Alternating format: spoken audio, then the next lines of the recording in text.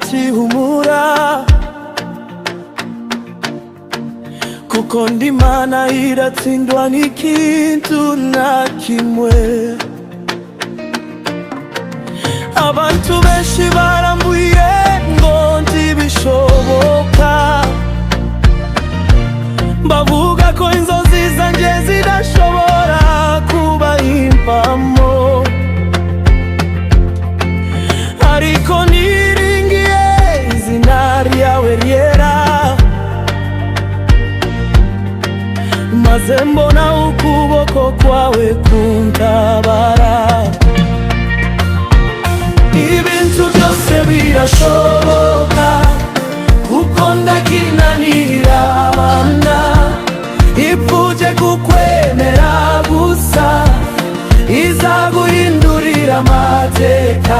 N'abatakwemera bazabimenya, n'abaguseka bazaceceka, kuko Imana yavuze ijambo rimwe, nta muntu waburiza mu mugambi wayo. Iyo isi nkimye amahirwe yose, iyo inshuti zinteranye mu rugendo, wowe Mana uba uhagaze iruhande rwanje, ukanyereka ko ngira umwana wawe.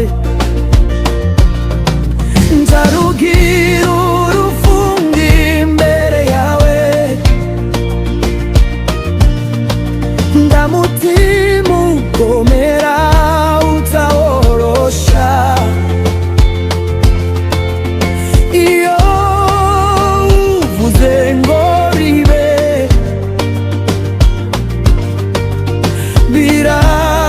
birabarose, kuko ijambo ryangu rizambwe. Nzakomeza kukwizera Mana yanje, nzakomeza kugutegereza Data, ibyo wasezeranye byose bizasohora mu gihe cyawe. Haleluya, haleluya, haleluya, haleluya. Imana ibitangaza, ibitangaza. Haleluya, haleluya, haleluya, haleluya. Takinanira Imana, Imana isubirwamo, ibintu byose birashoboka, kuko takinanira Imana, ipfuje kukwemera gusa izaguhindurira amateka. N'abatakwemera bazabimenya, n'abaguseka bazaceceka, kuko Imana yavuze ijambo rimwe, nta muntu waburiza mu mugambi wayo. Humura mwana w'Imana, icyo yasezeranye azagikora, ibintu byose birashoboka kuko ndakinanira Imana.